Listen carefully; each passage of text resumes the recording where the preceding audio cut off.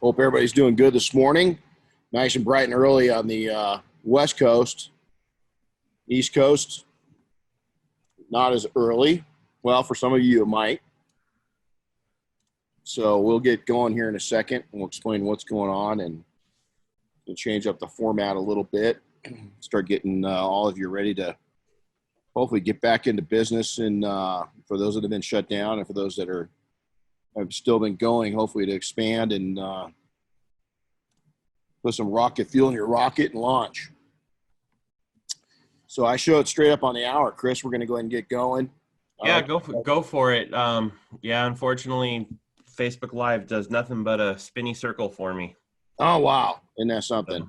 Well, we'll just put the recording up or something. So, hey, welcome everybody. So happy Wednesday, hump day. And we're changing it up a little bit. So, So today we're going to go into social media and online marketing. And, it's a broad topic. And so we kind of want to keep to the basics and make some more visual points and points of that we kind of see and we've used in our own businesses. Today's discussion is going to be developing a clear vision within your message and within what you see and what you go after. And then Whiskey Tango Foxtrot, we'll cover that a little bit. We'll talk about a system for going into your marketing. We're going to talk about two stories. And everybody wants to tell one story. There's actually a couple stories to tell. Target marketing, target advertising, meaning that getting on to a budget, really hyper-focusing your attention to a certain clientele. Budget for that, reviews, customer testimonials. A lot of those people think they're the same. They're not. They're different. And then the tie-in the ground war efforts within your marketing plan. So for those that don't know it by now, if you're new, it's all coming out of the book. And so it's no need to go buy it. We've recorded all of these. And so you can go right out of the book and learn it and just listen in, or by all means, I'll make a whopping 49 cents and you can go buy the actual book. So today's fun is Diane Doyle. This is my wife.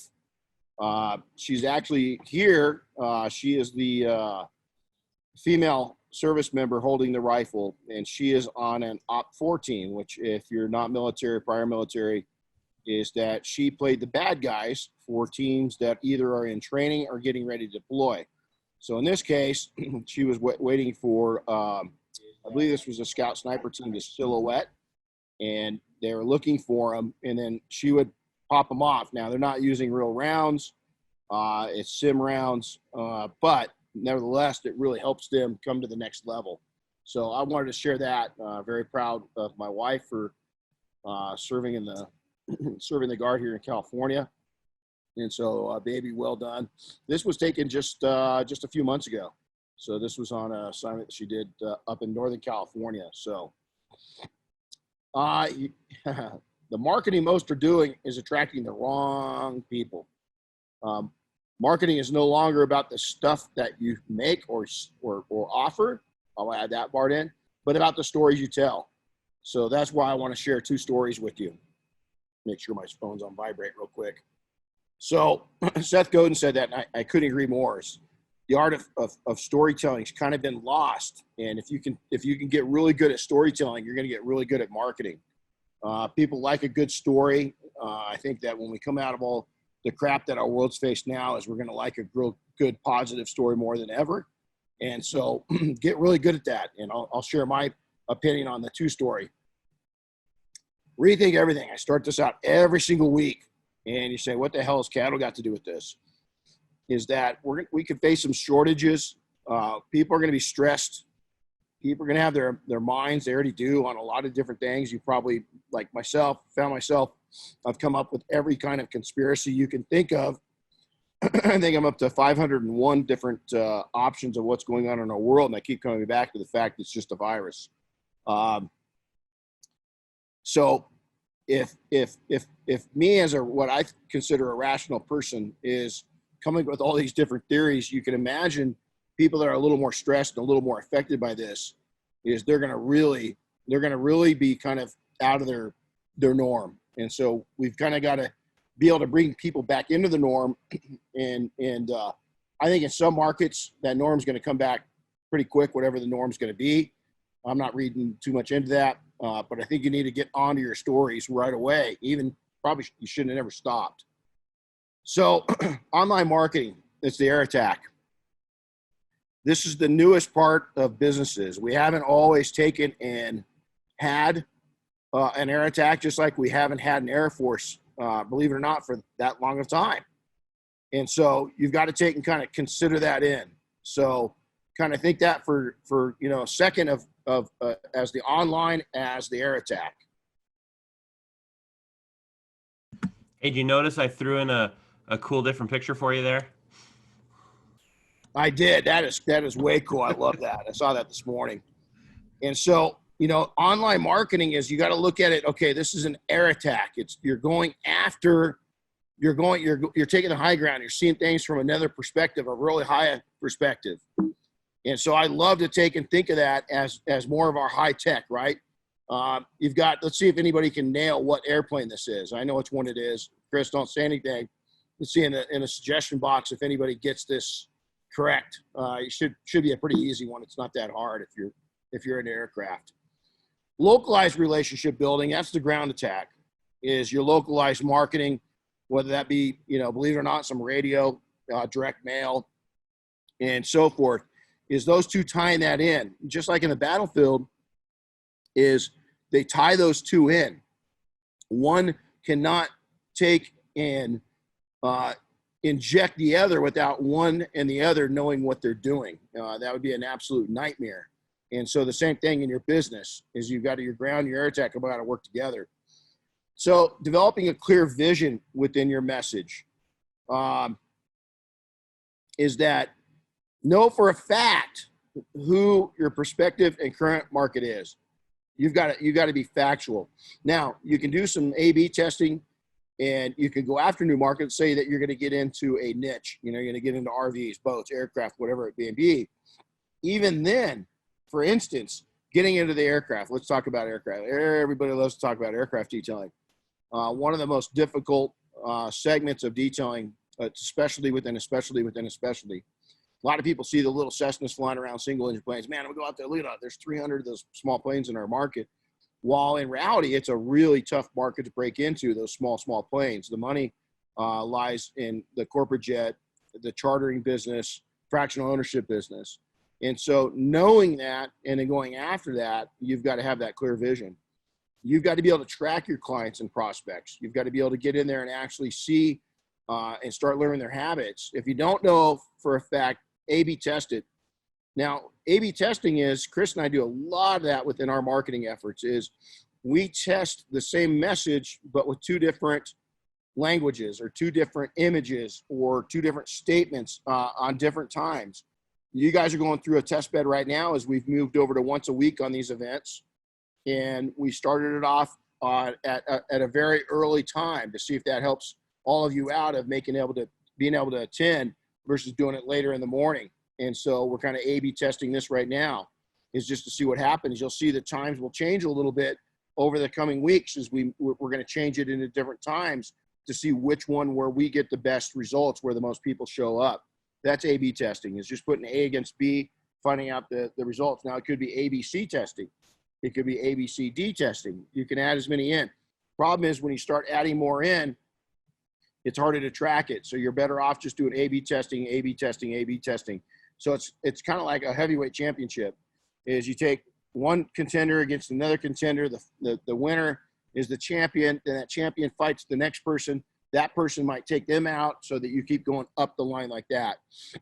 Aim at who and what within your market, is that you have got to have really good aim, sniper precision on who you're going after. Don't shotgun it. Now, in the beginning, in the early days, even coming back from what we've experienced as of late, we might have to shotgun it a little bit.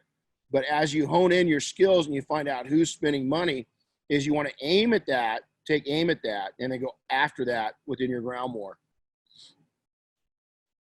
I love this.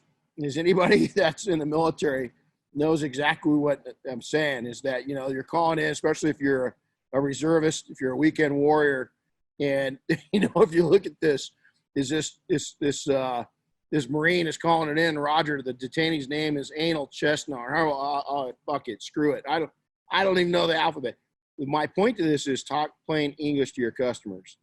Is they don't know what this means. You know, they don't know our alphabet. They don't know. And a lot of the times we talk and we're really proud. I know I have. You walk up to a car and you look at the scratches, you go, wow, yeah, that's got a lot of rids. And the person kind of looks at you like, it's got a lot of what? Yeah, it's got a lot of rids, you know? It's, yeah, a lot of rids, a lot of texture to it. You can see the orange peel in there, you know? And they have no idea what you're talking about. And, you know, so talk plain English, bring it down to their terms and start educating them. Instead of making them feel like they don't know anything, start making them feel like you're teaching them something. That way, all of a sudden they go up. Now you could say rids, but it better be said something like, hey, you know, I kind of what you see the scratch right here. This is a random isolated deep scratch. It's what we call a rid.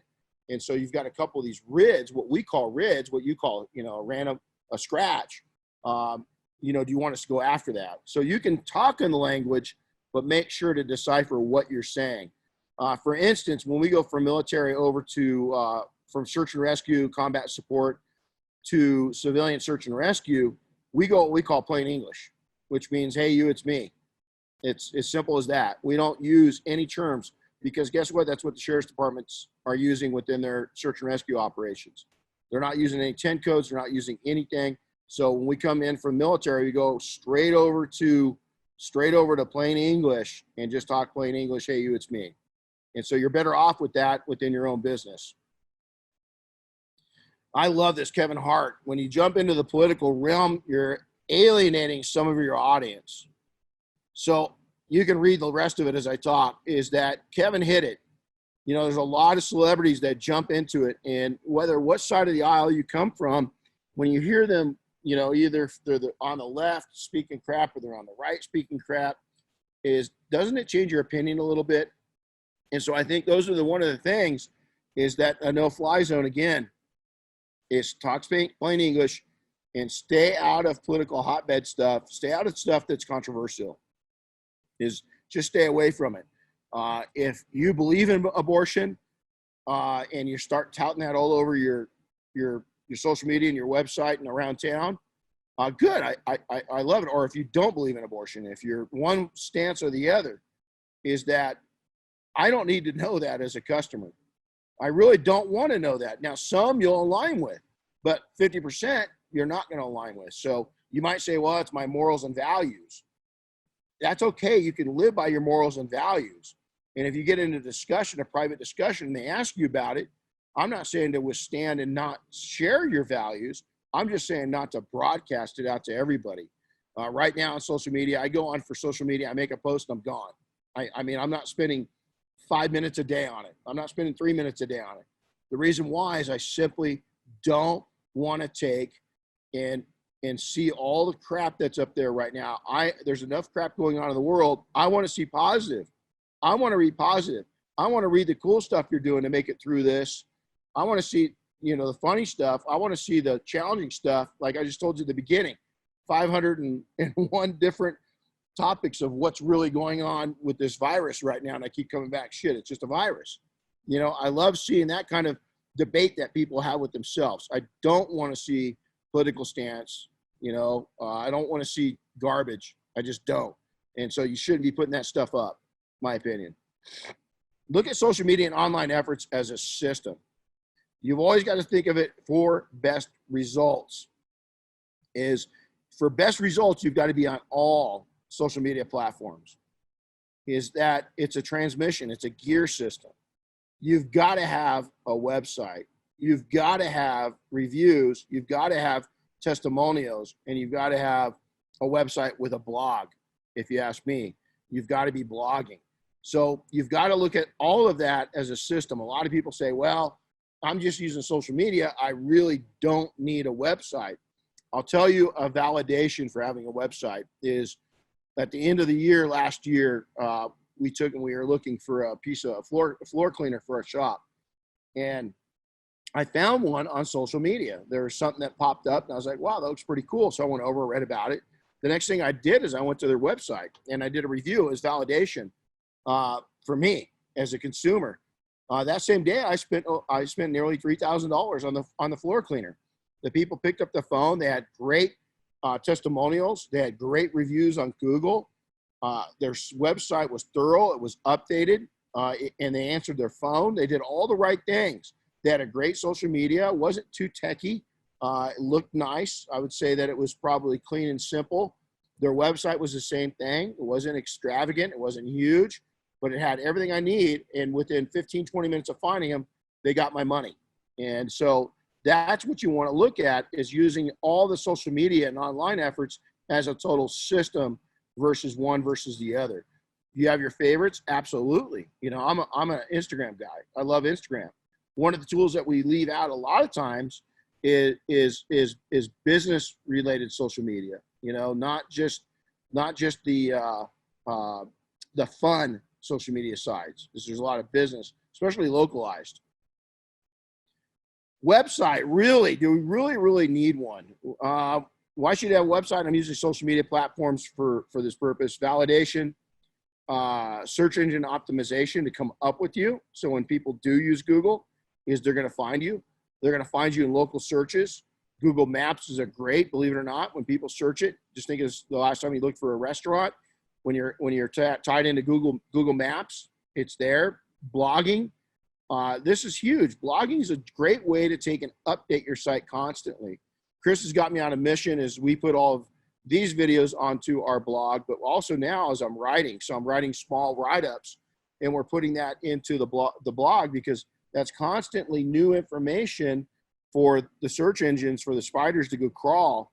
And the search engines love it because it's constant new data instead of just sitting there as old data. And then tie into all the social media efforts, your website, is that you can tie that in together. There's different packages depending on the software that you use to build your website. You can take your blogging and it automatically goes over to social media when you blog. Pretty cool. And it can be all automated. So there's a lot of cool things where you can tie your website into your social media marketing and for validation. And guess what? It doesn't need to be a big site. Matter of fact, very small, 4 or 5 pages tops. And it doesn't need to be expensive. If you're handy, you can build your own website right now, especially for those that are in states that are going to stay shut down for a little while. Go ahead and build your own, play with it and see how it works. 2 stories. I love this. This is my buddy Doug, and you can see pretty amazing car, right? But you want to tell the story about you first off. And you want to tell the story about you is because you want to connect. You want to be a person, is you want to be real. I like to share just enough and let them know I'm a family. So a lot of times I'll tell little stories about what my kids are up to. Anybody that follows me on social media, our dogs are important to us. I slowly take and tell my story about education, of things I've done to become a better technician, better business owner. Passion is I love to share how much love I have for what I do, but also what we do outside of the business, what we do to support the community, what we do to support our nation. And then community involvement that's really huge. Is you want to be careful. There's a line between bragging and then there's a line of where you're just simply informing. And I love to inform, but a lot of people forget the story of them. And it's you are the most important element within your business. So many people put so much into their logos. And so they want to build this big corporate image. We came out of 9/11 and it was a wake-up call, is that we had been this corporate image, this big little company that we had built into this big little company. I wanted the image to be of a big company, not a little company. 9/11 happened and I went the opposite way. We started marketing as a mom and pop because we wanted to take and get a connection. And then 2008 happens. Guess what? Even more so. Main Street businesses were really popular. Guess what's really popular right now? You're going to see me posting stuff on social media. I'm going away. I'm going to buy as much stuff locally as I can and as little from Amazon. Nothing against Amazon, nothing at all. I just want to be a champion of local businesses. If they carry it, I'm buying it there. If it costs me 20% more, I'm buying it there because I've learned a lesson again. I want to support I want people to support my local business. So therefore, I'm going to live what I preach, and I'm going to take and buy locally as much as I can. And so that's your story. You've got to make sure that you are told, that you're telling your story, you're sharing, people know something about you. Before we go to this next one, I'll tell you a funny story. Is back, this was probably in 2003, 2004. Is that, well, no, I know it was 2005. Christmas of 04. Sorry, guys. I wasn't going to tell this story, but I'm going to. So we get out one Thanksgiving, we take a picture of them. A lot of the Mafia guys have heard this before. We took a family picture out of our house, and we had a little blue spruce tree sitting there, and our house in the background, and take a picture, and our kids are really little. Matter of fact, Darren, our youngest one, at 16 now, she was less than a year old. It was her first Christmas. We were really excited. So we take the picture. It was our Christmas picture. A couple days later, I put it in a newsletter and start promoting gift cards. And we said, from our family to yours, Merry Christmas. We're working on selling gift cards. It's a perfect gift, unique gift of clean, all these different things, right? And our phone starts ringing off the hook. Well, Nan Michigan calls us up, one of our customers, and she says, Renny, oh my God, that was such a beautiful picture of your family. And she goes, I want to buy 20 $200 gift cards. And she goes, I'm going to give them out to family and friends for Christmas. I almost fell off my rocker. I was like, you want 2? Did you say 2? Or are you drinking? We had that great of a relationship. She goes, no, I want 20 of them. So I took them up there. When I get up there, she, and the phone was ringing. It wasn't just her. Nobody was buying 20, but we had people buying a lot of gift cards. I get up there, and she goes, my God, Renny, she goes, we're in a really wealthy area, right? She goes, your family is so cute. And she said, I just couldn't believe it. She goes, on your little house behind you, it was sympathy buys. They saw our little 2,200 square foot house. And you got to remember, these people had 8, 9, 10,000 square foot houses. They don't know, with 2 people, they don't know how the heck we're fitting 6 people into 2,200 square feet. They felt sorry for us. So the next year I go down, and a year later I getting dressed the day after Thanksgiving, and Diane goes, where are you going? I said, I'm going to go down to the mobile home park. She goes, why are you going down there? And I said, I'm going to look for a trailer that's that you can see the tow hitch still on it and the wheels are attached. And she goes, what are you looking for that for? And I said, well, that's where we're taking our Christmas picture. I said, man, if we did that well with our house in the background, I said, we're going to make a fortune off the fact if we take a picture in front of a trailer. Of course, Diane wouldn't go for it. But 2 stories, the vehicles. The vehicles are always going to be, they're the stars, right? Is that even if you work on minivans. Now, this is Doug, pretty rare car that he worked on. Amazing story on the car. And we've been able to live part of Doug's life of seeing his collectors at Monterey and so forth. But tell the picture. You got to be careful of giving too much about cars, because some customers don't want it. But make sure you tell the story in pictures. Best scenario, have the customer tell the story. If you can get the customers to go on social media and talk about you, that's even better. And I'm not talking a referral. I'm actually saying, taking a picture of maybe you and your trailer like this one and saying, look at, what Absolute Shine Auto Spot just did on my vehicle. These guys are amazing. Oh my God. If you can get them to do that, that's best case scenario. Photos and videos, we don't have to tell you that. You don't need to know how important they are. You know it. But getting them out there. Forums, and I'm not talking about detailing forums. Stop posting in detailing forums. If you're working on an F-150 pickup, how many F-150 forums are there out there? I mean, there's a ton of them. There's a forum for almost any car you can imagine, either a standalone or definitely on social media, or simply just hashtag it if you're on Instagram. But you got to go after it and tell the story.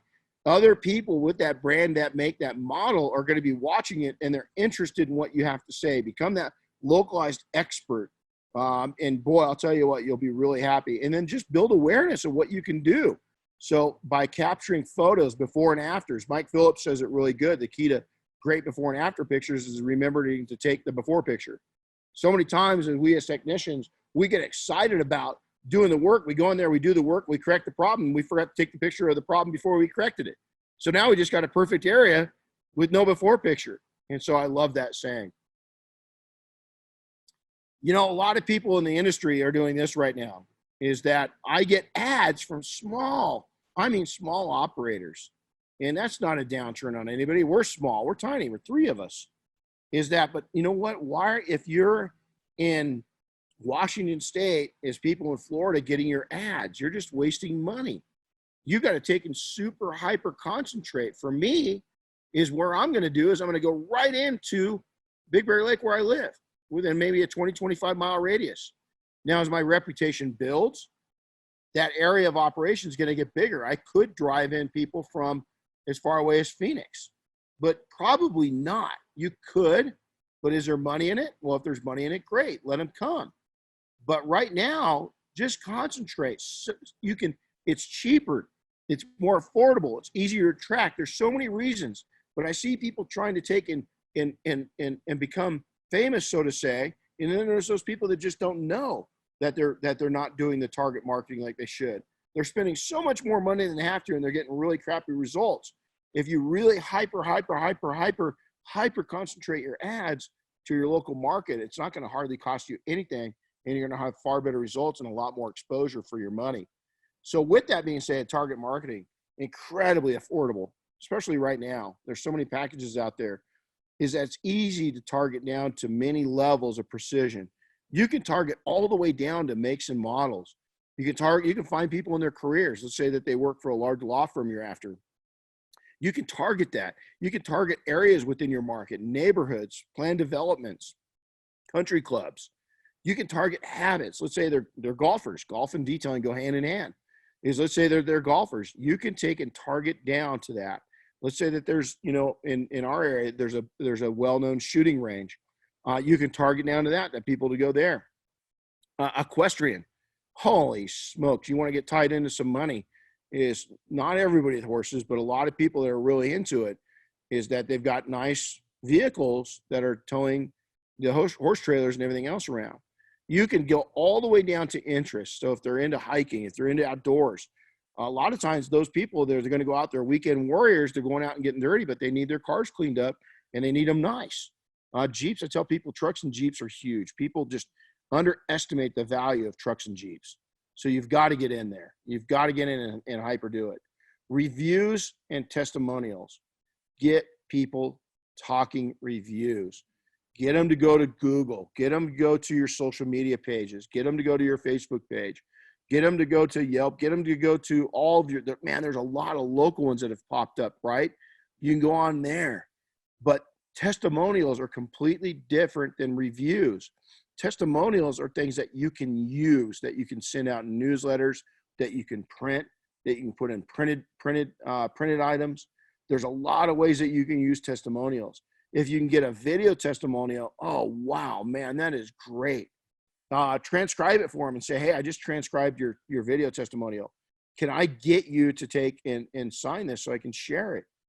Share those testimonials and those reviews. If you're getting good reviews, go over and copy and paste them into your social media. Put a cool picture of the person's car behind it and put that picture up on Instagram. It's a real statement. You just pulled it right off your Facebook page. So go in there, copy it, and put it down. Do the same thing on your website. Do the same thing in your newsletters.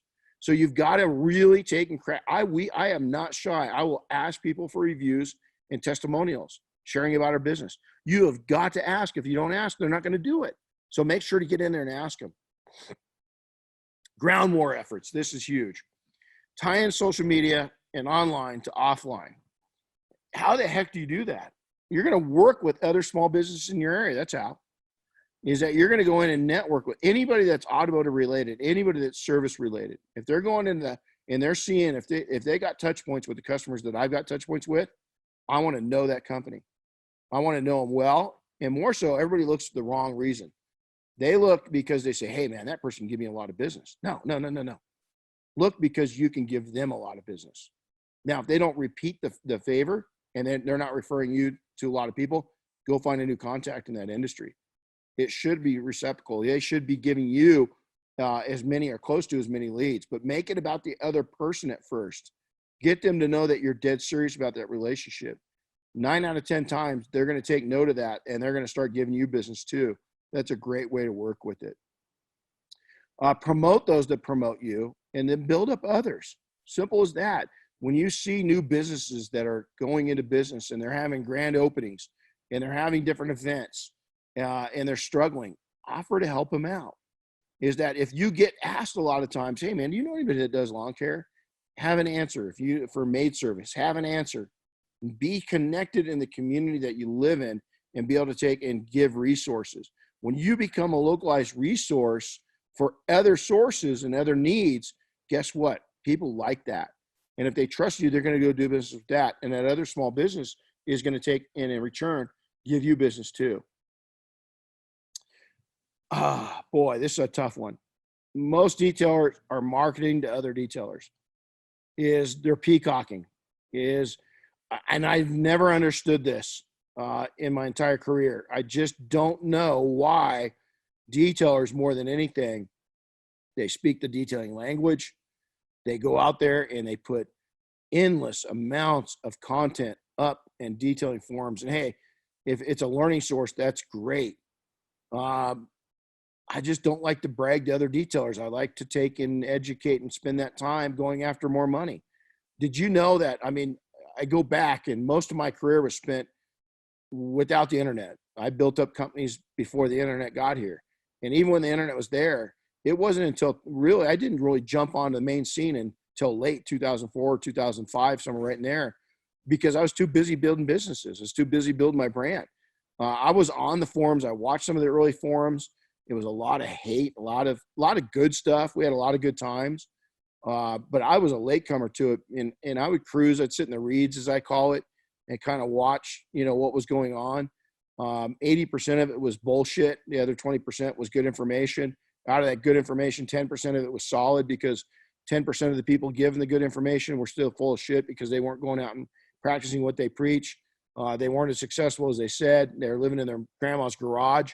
So, you've got to be really careful and just stop taking and peacocking. There's a lot to learn from forums. I'm not saying there isn't, but is it trusted information? Is it trusted knowledge base? Are those people actually doing it?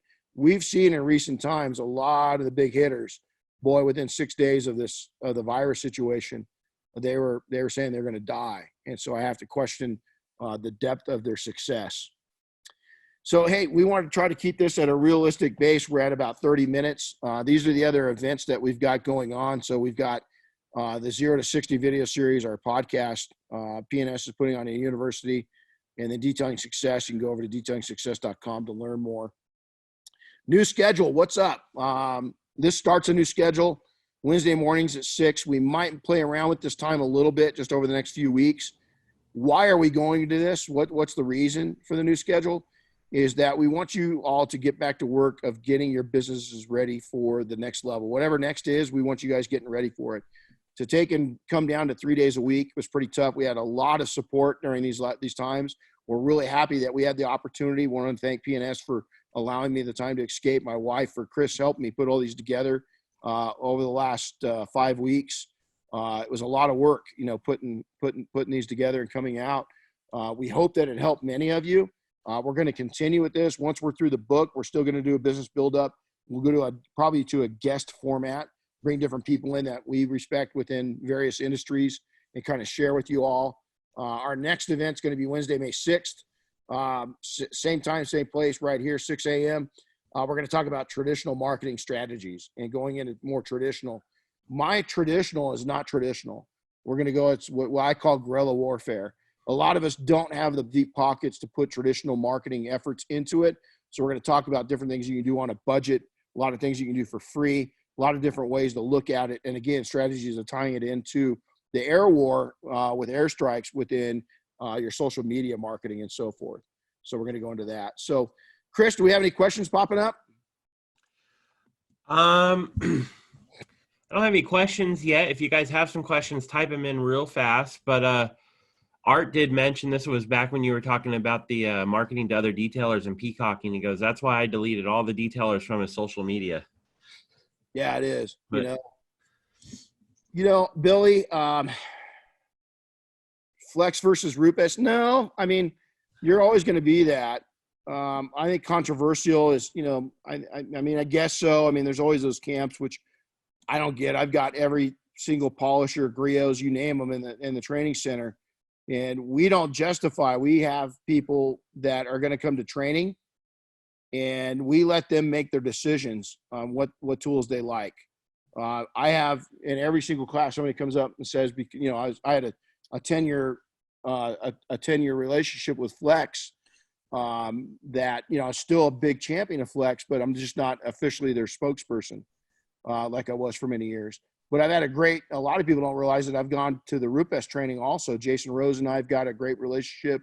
We've known each other for, you know, probably 20 years.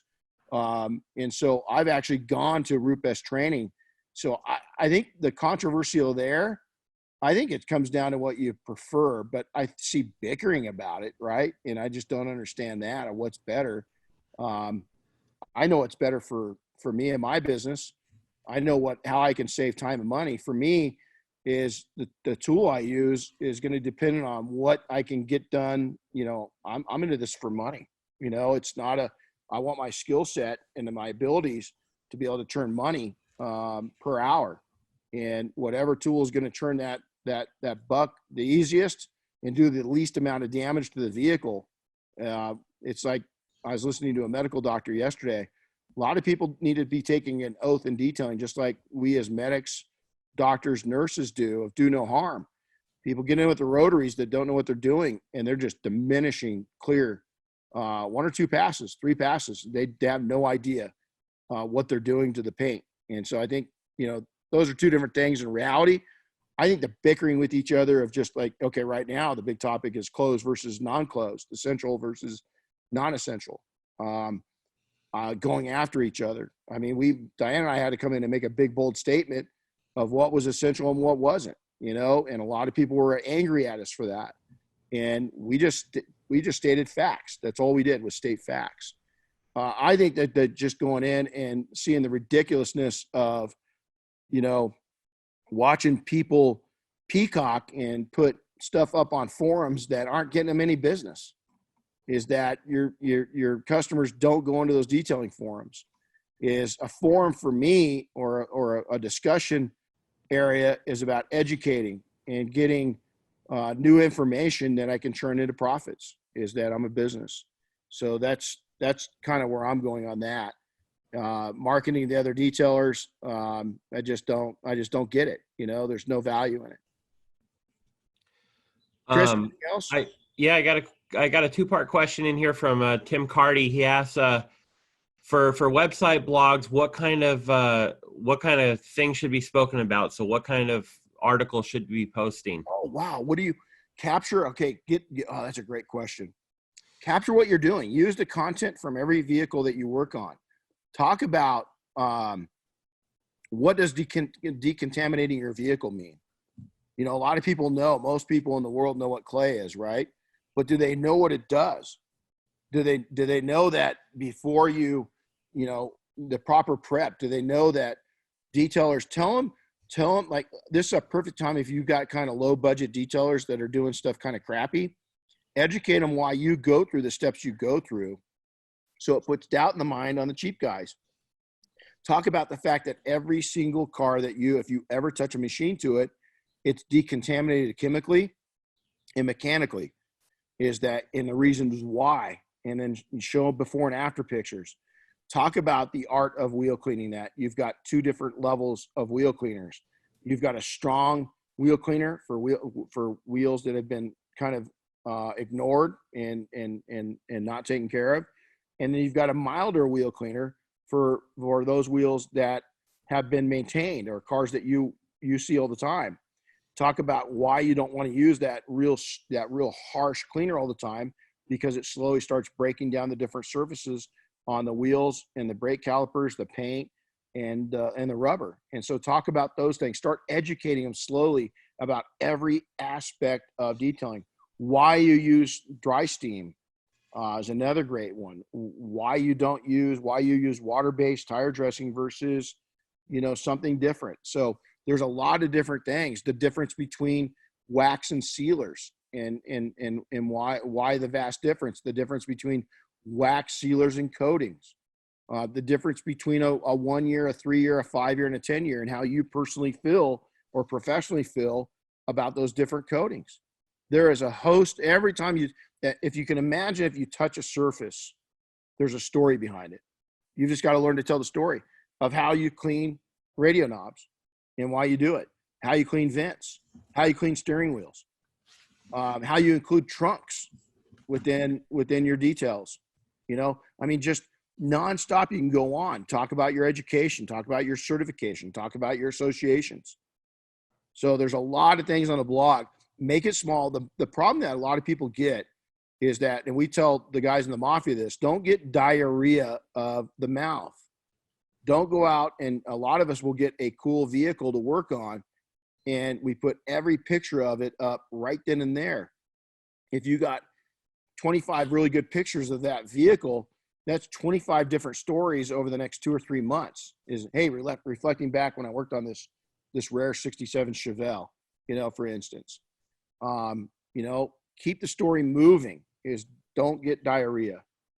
And if I'll throw in too, just, always remember that your audience is going to be your customers or your potential customers. So anything you write or share on there, keep that in mind. Renny and I, when we do stuff for us, our audience is a little different. It's you guys, right? So our stories are going to be a little, they're going to be focused differently. And even something as simple as one thing I used to like to do for my blog, or actually I still like to do it, but I haven't done it for a little while. Even if you go out to a car show, take lots of pictures, bring that car show to your customers later. You could post them up on your blog, do a little 1 or 2 paragraph write-up, and then, share it as part of your newsletter, share it as a social media post later, and bring it to them virtually, even when we're not sitting at home in front of our computers like we are now. Hey, that's a great point. I'm glad Chris said. Chris is a great photographer, and he's got a great eye. And I like that fact, Chris, that showing that you're really passionate about not just detailing, but the automobile, vehicles. I mean, I love watching people. There's a couple people I watch on the on social media that there's a helicopter guy, and I can't wait. And when he posts new stuff, because man, I know it's going to be different. And he takes 2 of my favorite things, the outdoors and helicopters. And it's like, oh man, he's created a fan within me. I don't even know the guy, but I'm a fan because he shares his passion.